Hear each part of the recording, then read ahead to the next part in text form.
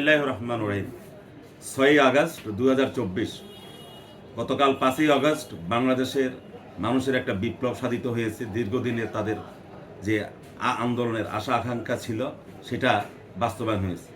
সামনে এখনো অনেক অন্ধকারচ্ছন্ন পথ বাকি আছে। ইতিমধ্যে সারা বাংলাদেশের টেকনাফ থেকে তেঁতুলিয়া যারা আওয়ামী লীগের বিরোধী শক্তি বা আওয়ামী লীগের বিরোধী মানসিকতা সম্পন্ন মানুষ, তারা সবাই নতুন করে একটা স্বাধীনতার মতো একটা দিন উদযাপন করছে। গতকালকে উদযাপন করেছে, আজকে উদযাপন চলছে।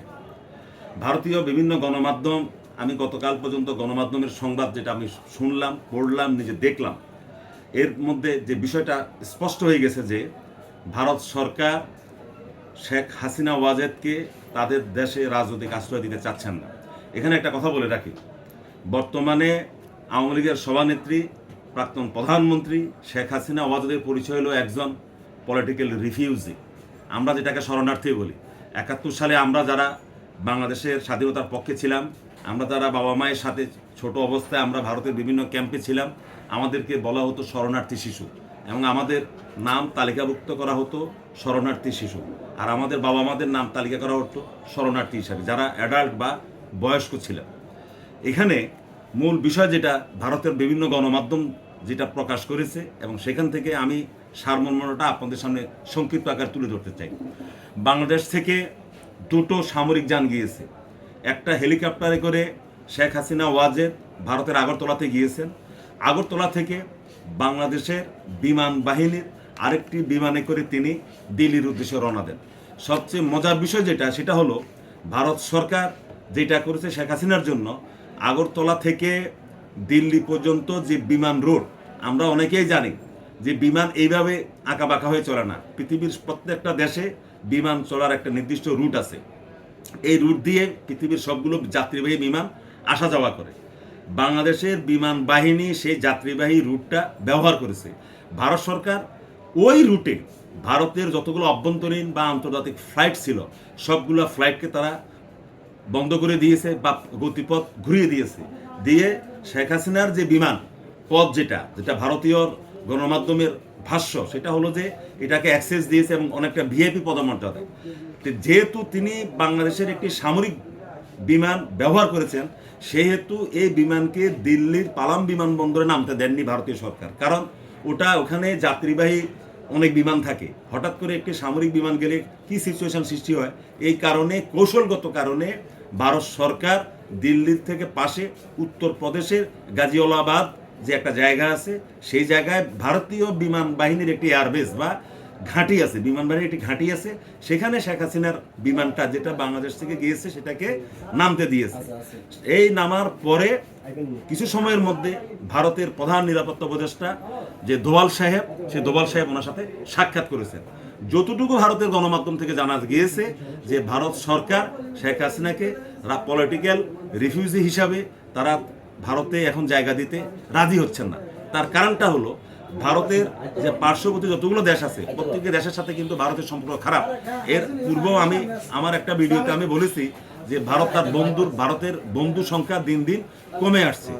যেমন 1947 সালের যে ভারত এবং পাকিস্তান যখন ভাগ হয়, তখন পাকিস্তান ছিল ভারতের জন্মগত শত্রু। ক্রমান্বয়ে মালদ্বীপ হাতছাড়া হয়েছে, শ্রীলঙ্কা হাতছাড়া হয়েছে, ভুটান এবং নেপাল এটা আছে কি নাই, এটা অনেকটা সেরকম। আর থাকে বাংলাদেশ। দীর্ঘদিন তারা বাংলাদেশের সাথে তাদের একটা সম্পর্ক তারা গড়ে তুলেছে। এখন ভারতীয় বিশ্লেষকদের যে বিশ্লেষণ, সেটা যেটা বুঝলাম, সেটা হলো যে তারা শেখ হাসিনা ওয়াজেদকে পলিটিক্যাল রিফিউজি হিসাবে আশ্রয় দিতে চাচ্ছেন না, এই কারণে যে ভারতের সাথে গত 15 বছরে বাংলাদেশের যে সকল চুক্তিগুলো হয়েছে, বিশেষ করে যে 3টা রেল করিডোর, এই রেল করিডোরগুলো এই বছরের মধ্যে মানে ওপেন হওয়ার কথা, ট্রেন চলাচল শুরু হওয়ার কথা, সেটা যদি বন্ধ হয়ে যায়, পাশাপাশি বাংলাদেশের বিভিন্ন বন্দরে স্বল্প মূল্যে বা নামকা ওয়াস্তে তারা তাদের যে পণ্যগুলো পণ্য খালাসের যে সুযোগটা তারা পেয়েছে, এটা যদি হাতছাড়া হয়ে যায়।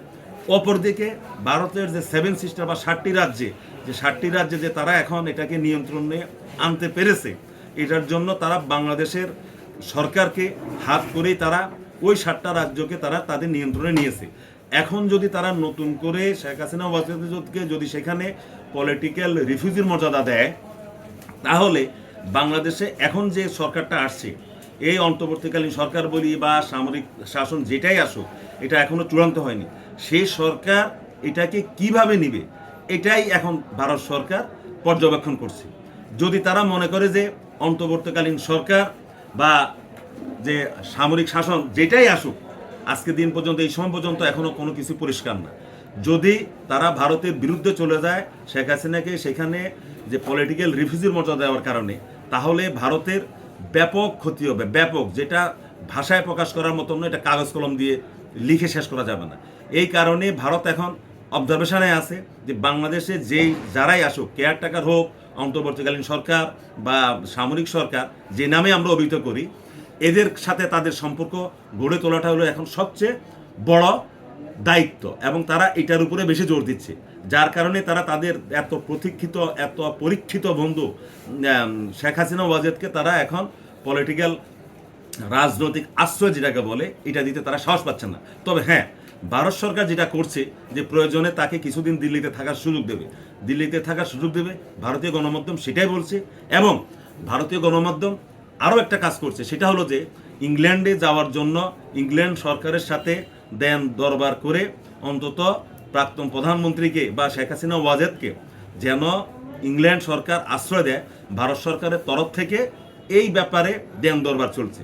এবং সবচেয়ে মজার বিষয় যেটা, সেটা হলো যে ভারতের নরেন্দ্র মোদী গতকালে তিনি তার উপদেষ্টাদের সাথে এবং তার দলের সিনিয়র নেতৃবৃন্দ যারা যারা পোড় খাওয়া রাজনীতিবিদ, তাদেরকে নিয়ে তিনি বৈঠক করেছেন বাংলাদেশের পরিস্থিতি নিয়ে।